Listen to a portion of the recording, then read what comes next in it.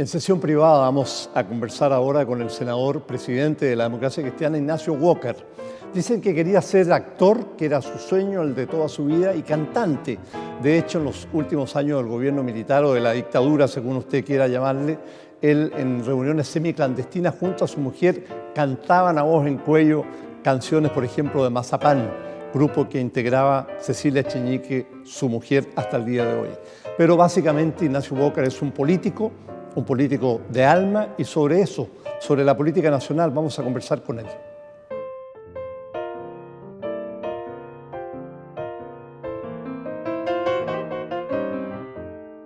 ¿Qué tal, senador? ¿Cómo está usted? Encantado, Bernardo. Bueno, usted fue nieto de demócratas cristianos. Su abuelo fue presidente de la Democracia Cristiana, igual que usted. Además fue embajador, aunque por poco tiempo, en Italia, ministro de Relaciones Exteriores, diputado, senador. Solo le falta ser presidente de la República. ¿Cuándo va a hacer eso? Bueno, más tarde lo conversamos, Bernardo.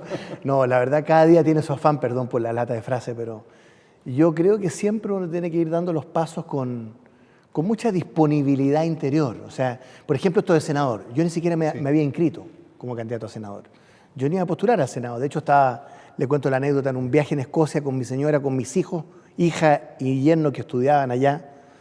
Y ahí me llamaron para preguntarme si estaba dispuesto a competirle a Carlos Ominami y a Nelson Ávila. Sí, le tocó duro, ¿eh? Que mis amigos me decían que si estaba loco de la cabeza. Bueno, y aquí estoy de senador. Pero la verdad es que yo siempre trato en política, Bernardo, sinceramente, de estar disponible. Yo tengo la dosis de ambición que se requiere para estar en política. Creo que tengo algunos dedos para el piano, conozco mis limitaciones, pero a mí sobre todo me interesa el proyecto colectivo, la política como proyecto colectivo, más que como proyecto individual o personal. A veces uno le mete tanto empeño en la cosa individual o personal y se le cae por cualquier cosa. Sí. En cambio, de la nada puede surgir algo inesperado, ¿no es cierto? Y por lo tanto, estoy feliz como senador y como presidente del Partido Demócrata Cristiano. Usted dice que tiene la ambición necesaria de los políticos. Es político de sangre, tiene dos hermanos en el Parlamento, sí. Aparte de usted. Decíamos que su abuelo y su bisabuelo fueron... Y su abuelo fue... Mi abuelo, mi bisabuelo, don Joaquín Walker Martínez, sí, fue senador, fue embajador en Estados Unidos, en México, en Brasil. Mi abuelo, don Horacio Walker, fue ministro de Relaciones Exteriores. Y fue uno de los fundadores del partido. Y fue uno de los fundadores. ¿Y fue presidente del partido? No fue presidente del partido, lo que pasa fue presidente del Partido Conservador. Ya, del cual salió después. Exacto. La Democracia Cristiana. La juventud del Partido Conservador era la Falange. Ahora ¿Qué dirían ellos después de la derrota en las primarias de la Democracia Cristiana y de ver cómo está el partido hoy? Yo creo que estarían tan golpeados como nosotros después de la derrota en la primaria con nuestro amigo y candidato Claudio Rego. Pero yo creo que ellos se tendrían fe. El Partido Conservador Social Cristiano vivió un momento muy, muy difícil después de que el Partido Conservador se rompió el año 48. Sí. Y el Partido Conservador Social Cristiano, ahí estaba Horacio Walker, se juntó 10 años después del 57 con la Falange Nacional, con Eduardo Frei, para formar el Partido Demócrata Cristiano. Y la Falange, Bernardo, tuvo 20 años de travesía en el desierto. Pues. Era 3-4% de la votación. Nosotros somos 15% de la votación. 800.000 votos recibimos en la elección municipal. ¿Son o eran? No, porque fue hace 10 meses. La elección municipal del 28 de octubre, Bernardo, sacamos 804.000 votos, con el 15% de los votos. Elegimos 68 alcaldes, primera fuerza política en Chile, seguida de RN y la UDI, y 390 concejales. Entonces, le quiero decir, los 189.000 votos que sacó Claudio Rego, nuestro candidato, no son comparables a los 800.000 que sacamos hace 10 meses en la elección municipal, y yo creo que ese es el voto de la ADC. Ahora, vamos a ir, antes de ir a la política nacional, vamos a hablar un poquito de su región y de su calidad de candidato a la Quinta Cordillera. Hay ahí un tema concreto que es la expansión de Codelco Andina, que está amenazando, según algunos, según Codelco prácticamente nada, glaciares que proveen de agua potable a la región metropolitana y muy especialmente al Valle de la Concagua. Dice Codelco, vamos a afectar solo 33 de 45.000 hectáreas. ¿Cómo ve usted ese problema? Si es que es un problema. Yo represento, Bernardo, 26 comunas, 5 provincias, la quinta región interior, Valparaíso, Aconcagua, y tenemos 3 grandes problemas hoy día. 1, sequía, 4º año de sequía, tremendo. Sí. No le digo la provincia de Petorca. 2, desfinanciamiento de la educación pública. Y 3, el proyecto 244, que se llama la ampliación de la división andina, que es un gran proyecto de inversión, son $6.000 millones. ¿ah? Que generaría unos 5 o 6 mil empleos. ¿Ah? ¿Y qué es lo que nosotros hemos propuesto? Lo que yo he propuesto. Desarrollo sí, inversión, ampliación, ¿no es cierto?, creación de empleo, pero sustentable, en un doble sentido. No solo el tema de los glaciares, el tema del agua. En el país, en el mundo, pero sobre todo en la región que yo represento, sí, el tema del agua es crítico, por lo tanto queremos saber, uno, qué impacto va a tener en los glaciares y dos, qué impacto va a tener en el agua. ¿Ah? Toda la zona de la Concagua. ¿Y eso no se sabe todavía? ¿Todavía no se sabe? Hay estudios que ha hecho Codelco, pero yo he pedido un estudio externo, independiente, ya, ¿no es cierto?, que nos pueda tratar de objetivar el tema. Por lo tanto, yo no estoy en contra de este proyecto de ampliación, de esta tremenda inversión. Yo he hablado mucho con Codelco y con todos los alcaldes del interior, que además tienen una asociación de alcaldes, pero sí yo me voy a poner muy firme que antes de aprobarlo haya una especie de auditoría externa de un tercero que nos diga cuál es el real impacto ambiental. Ahora, yendo a la política nacional, porque el tiempo no es tanto y la política nacional lo está ocupando prácticamente todo hoy en día. Demasiado. ¿Cuántos doblajes estima usted que requiere el Pacto Nueva Mayoría para poder aprobar luego las leyes que requiere, que adquiere? Bueno, más o menos. Hoy día tenemos un doblaje en el Senado y un doblaje en la Cámara que no es nuestro, es de la derecha, en la Condes Vitacura Barnechea. Entonces, todo este sistema electoral binominal perverso, Bernardo, está hecho para que no haya mayoría. Esta es una democracia empatada, en que la mayoría vale lo mismo que la minoría. De ahí la necesidad de doblar, ¿no es cierto?, para aprobar, por ejemplo, las leyes orgánicas constitucionales, que requieren 4/7, o sea, un 57% de la votación. ¿Qué significa eso? Que aquí hay un veto de la minoría. Eso es lo que tenemos. Democracia empatada, bloqueo parlamentario permanente y veto de la minoría. Entonces, no es un capricho nuestro abogar por el cambio, el fin del sistema binominal, y por lo tanto, claro, le vamos a hacer empeño a los doblajes. Vamos a tener algunos, sobre todo en materia de diputación, pero aquí el gran tema de fondo es el binominal y la supermayoría, ¿no? Y porque ese es el subsidio político de la derecha en Chile. Y ese es el veto de la minoría que nos impide a la mayoría impulsar las grandes reformas. Senador, pero si no hay doblaje, entonces quiere decir que va a continuar todo igual. Bueno, sería una lástima y sería una gran ceguera de la derecha. Porque ¿por qué persiste esto? Hemos eliminado el artículo 8º, ¿no es cierto?, de la Constitución del 89, hemos eliminado la institución de los senadores designados, reformamos la Constitución varias veces, la última gran reforma fue el 2005, yo era canciller del presidente Lagos, pero la verdad que no hemos llegado a sentir esta Constitución como nuestra Constitución. Sigue siendo vista como la Constitución del 80 reformada. ¿Y quién la defiende? La UDI, ni siquiera Renovación Nacional. Usted sabe que con RN yo mismo firmé con Carlos Larraín hace 1 año y medio un acuerdo y lo hemos reflotado ahora con un proyecto de reforma constitucional y legal que está ahí sobre la mesa. A propósito de eso, el proyecto que ustedes presentaron junto a Renovación Nacional para la gente es extraño. Primero, hablemos del punto más importante a la vista de la gente común y corriente. Se aumentan de 120 a 150 los diputados y de 38 a 48 los senadores. Sí. ¿Y quién paga? ¿De dónde becatas mea? Ni un peso adicional en términos netos, porque se financiaría con redistribución del presupuesto parlamentario, primero. Segundo, Bernardo, usted y yo conocimos el Parlamento del 73, teníamos 150 diputados y 50 senadores. Sí. ¿Cuál es el drama? Le digo más, ¿cuántos senadores teníamos hace 8 años? 48, con los senadores designados, pero eran 48. Claro, pero entonces, la gente dice, a ver, ya tenemos mucho gasto y encima lo vamos a aumentar. Usted dice no lo van a aumentar. No, si no lo van a aumentar, netos, no.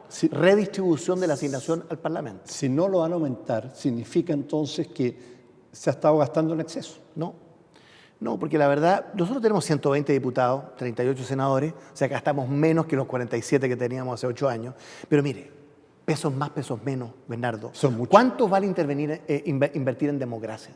En tener una democracia como Dios manda, representativa, donde las grandes fuerzas políticas estén representadas con proporcionalidad.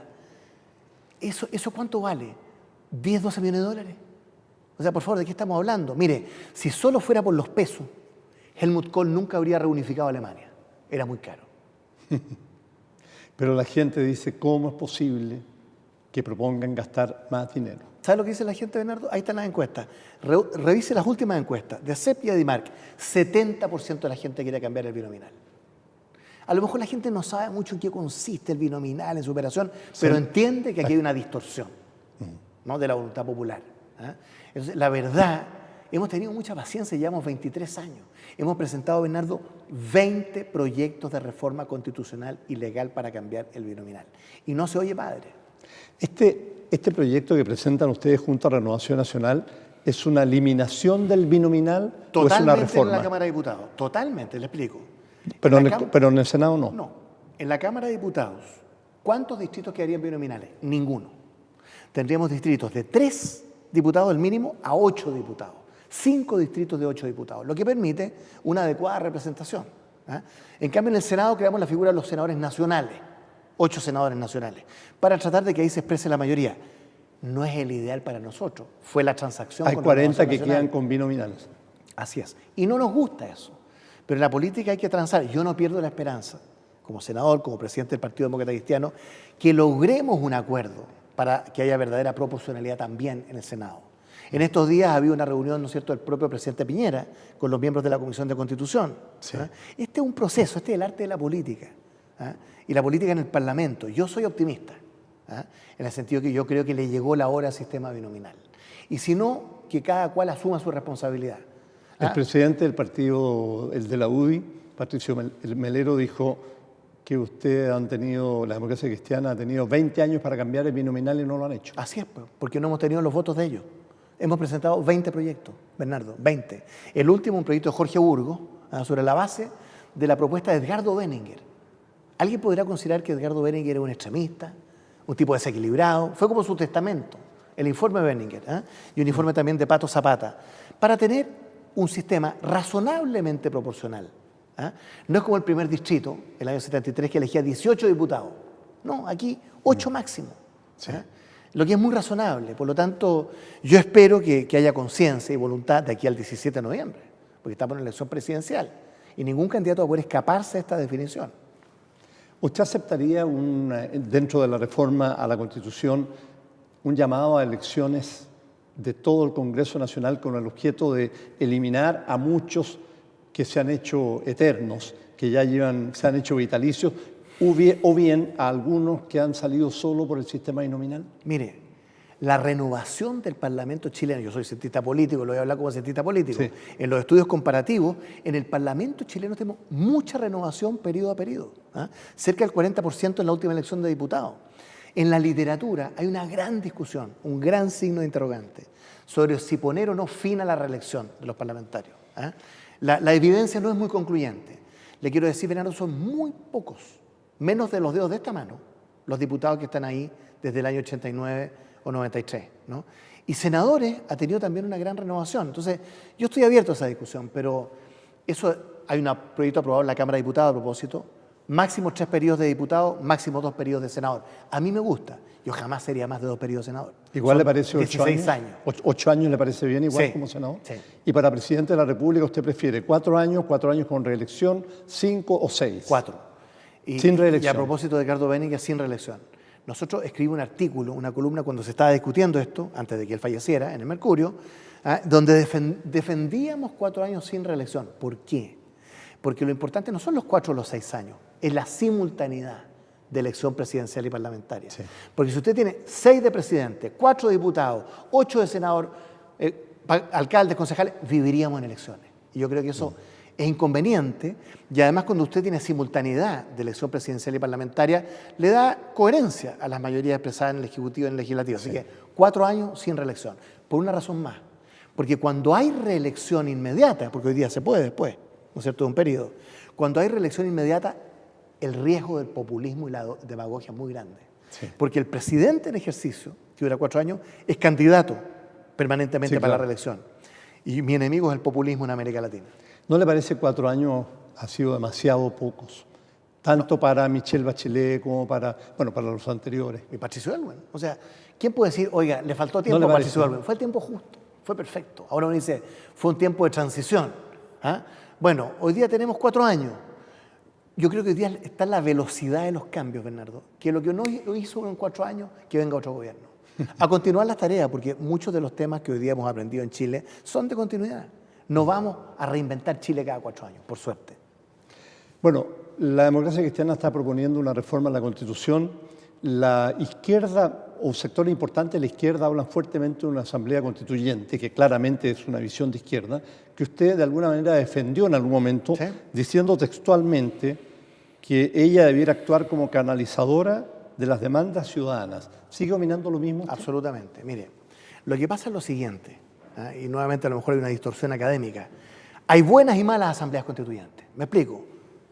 Francia, el 45, Italia, el 46, España, el 78, con monarquía constitucional. ¿Cómo aprobaron sus constituciones? Con asamblea constituyente. Y en América Latina usted tiene Perú, el 79, Brasil, el 88, Colombia también. el 91. ¿Cómo aprobaron su constitución? Una asamblea constituyente. Esas son buenas asambleas constituyentes. ¿Cuáles son las malas? Venezuela de Chávez, Bolivia de Evo Morales, Sí. Ecuador de Rafael Correa. ¿Sabe por qué? Porque esa, más que una constitución en una democracia representativa, es un traje a la medida del caudillo de turno. En eso yo no creo. ¿Ah? Ahora, lo último que quiero decirle, mi problema no es teórico con la Asamblea Constituyente, es de viabilidad. Yo no quiero crear una expectativa de que es posible una Asamblea Constituyente, cuando en realidad para eso se requiere reformar la Constitución y tener 2/3 para reformar la Constitución. Es crear una falsa expectativa. Igual como cientista político sería bueno si usted pudiera explicar de una carrerita, ¿en qué consiste una asamblea constituyente? Muy sencillo. Es un cuerpo colegiado, elegido en una votación popular, en las urnas, digamos, de la U y del Partido Comunista, que discute y propone un texto constitucional que es sometido a plebiscito. Ya, por ejemplo, Eso la agrupación de los camioneros, los panaderos, los recolectores de basura opinan.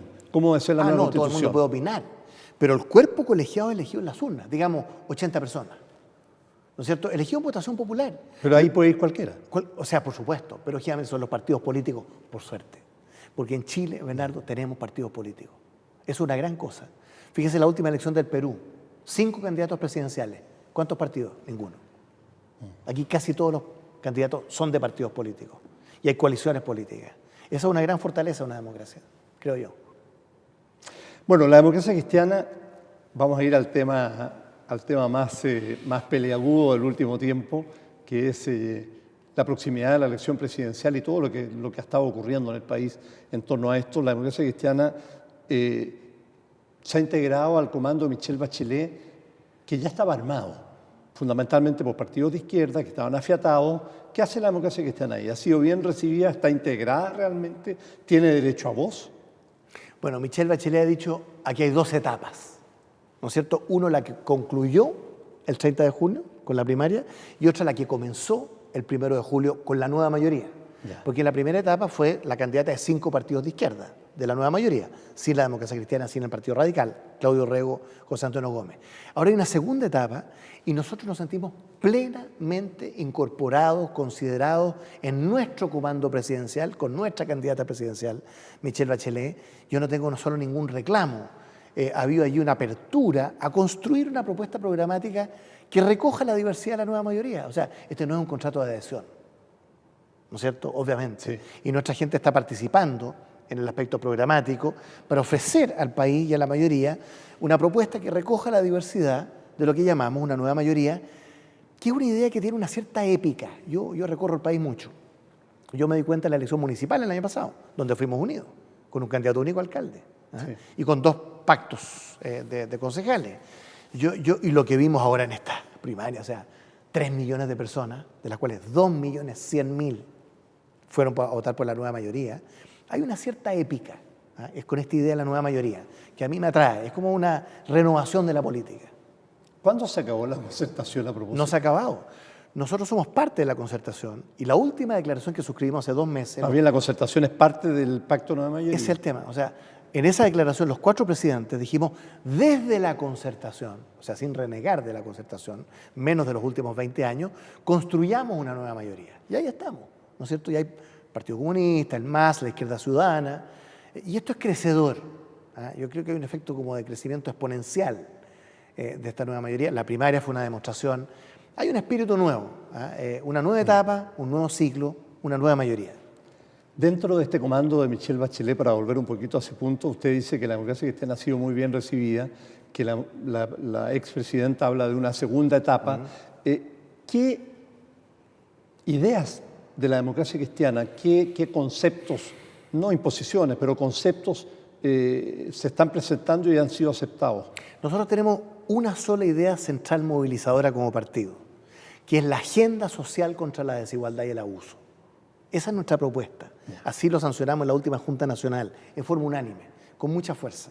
Y eso coincide mucho, Bernardo, con lo que vemos en las candidaturas de Bachelet, de Orrego, de Gómez y también de Andrés Velasco. Yo creo que es importante hacer un esfuerzo para que la gente de Andrés Velasco, que siempre fue un hombre de la Concertación y ha sido un hombre de la Concertación, esté también en esta nueva mayoría. Sí. Hay que estivar la nave, porque esto debe ser una coalición de centro-izquierda, no de izquierda. Yo no creo para nada en este giro a la izquierda, esto que se ha dado en llamar el giro a la izquierda. Yo creo que es una idea bastante equivocada.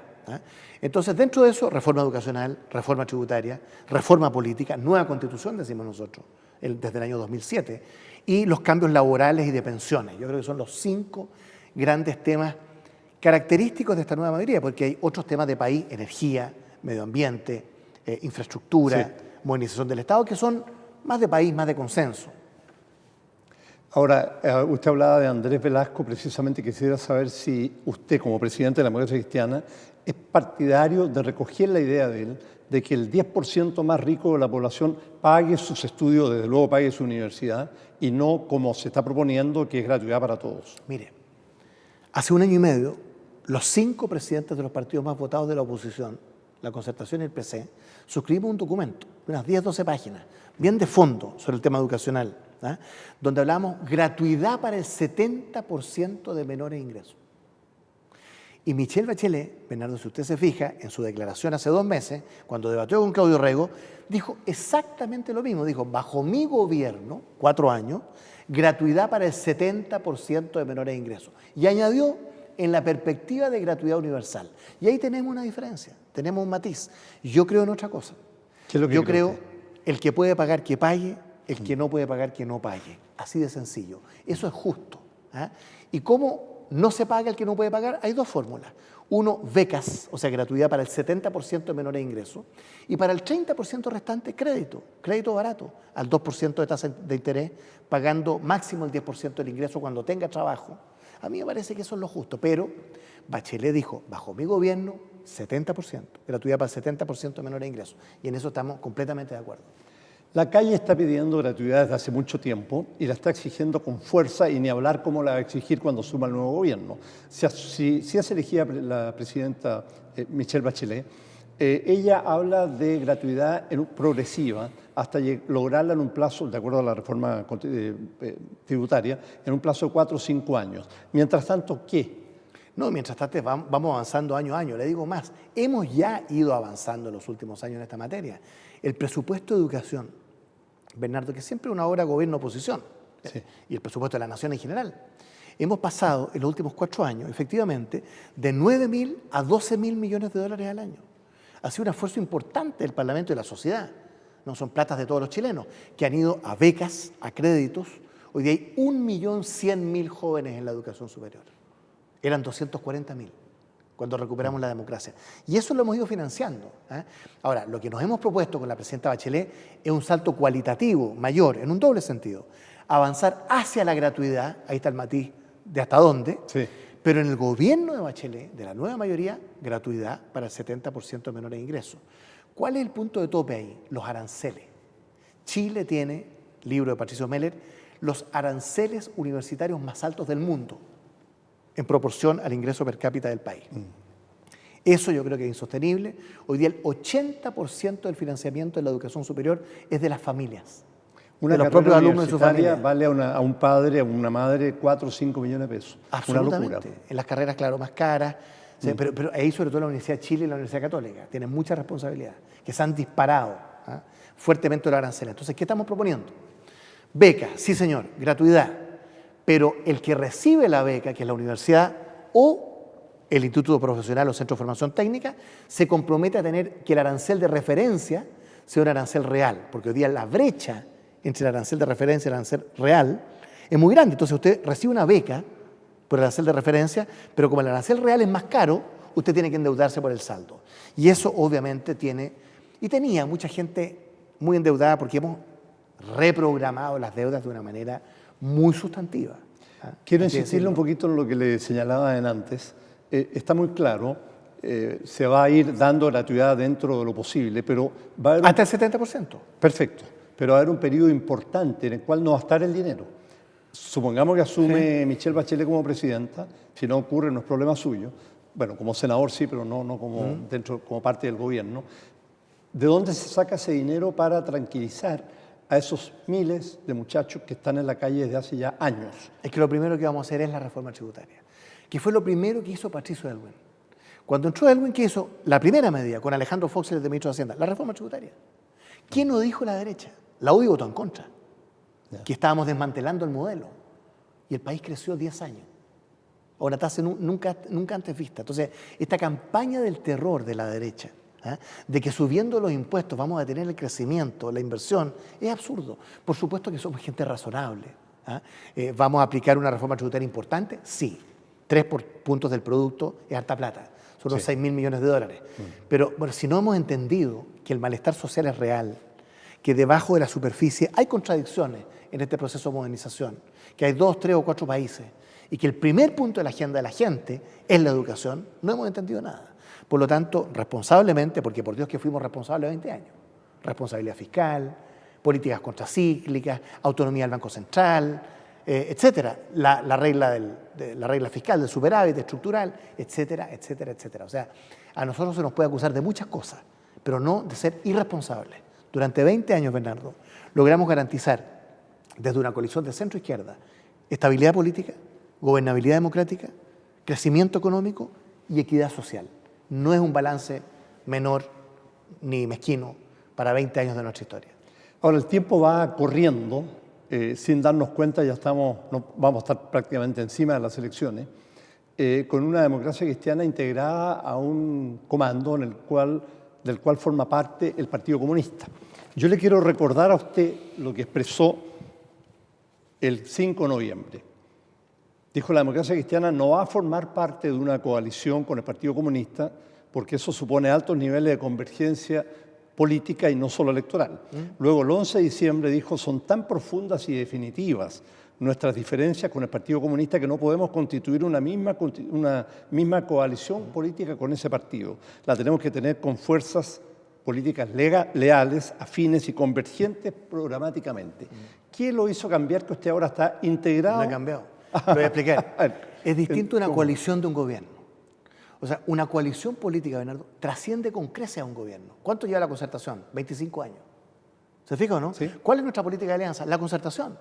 Y desde la concertación hemos propuesto formar un gobierno con una nueva mayoría, en este caso con Michelle Bachelet, que ganó la primaria, donde es parte también de esa nueva mayoría del Partido Comunista.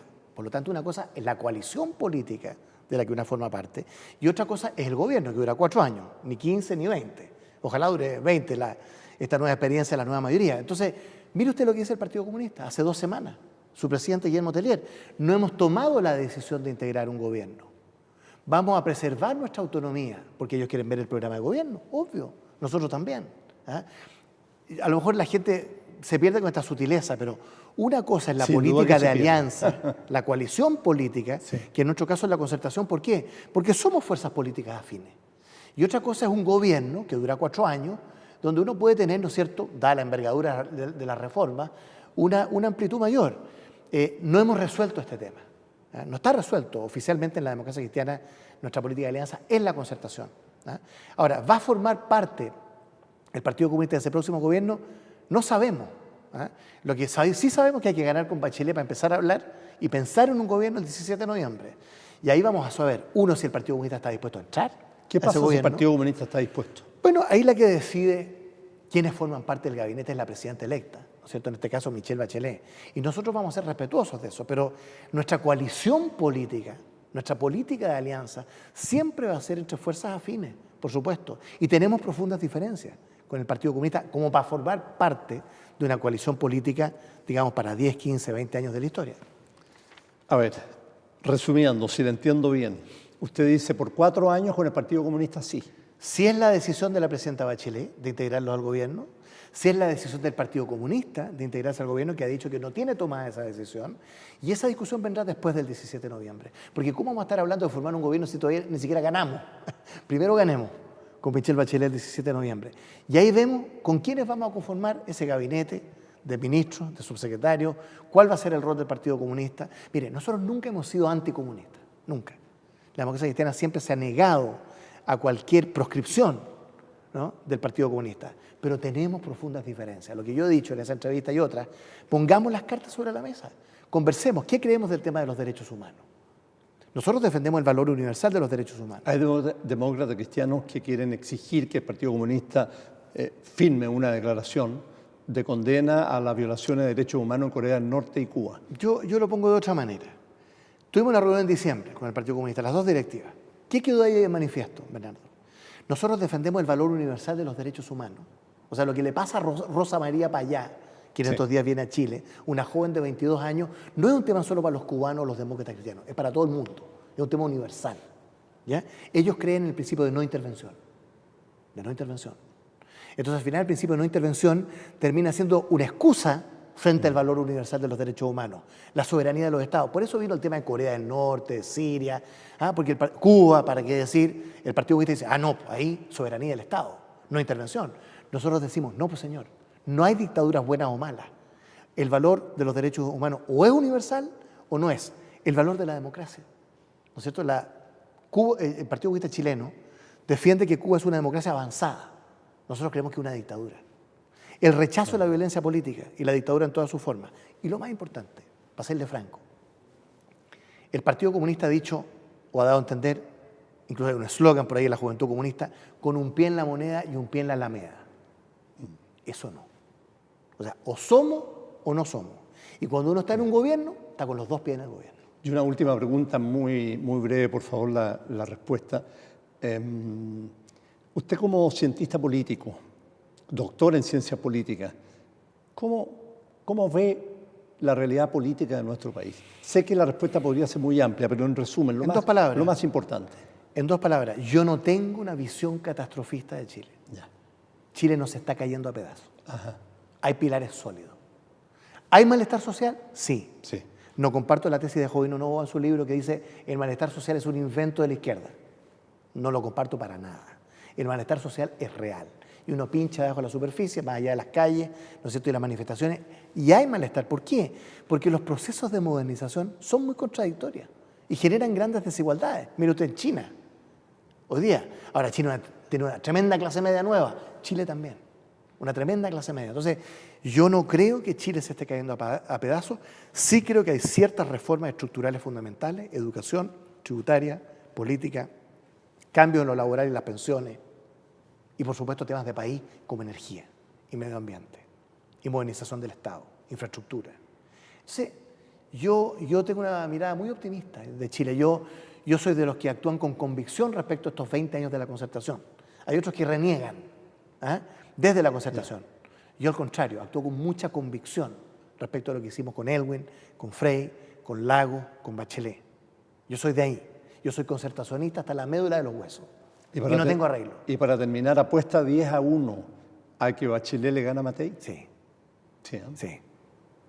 No por menospreciar a Matei, pero el fenómeno Bachelet, lo vivimos en la primaria, los demócratas cristianos, ¿para qué decirlo? Es un fenómeno notable, realmente extraordinario. Es un liderazgo muy transversal. No es un liderazgo solo de la izquierda o del centro, es muy transversal. Y por lo tanto, con mucho respeto por Evelyn Matei, yo sí apuesto 10-1 que le vamos a ganar y ojalá en primera vuelta. Bueno, muchas gracias, senador. Encantado.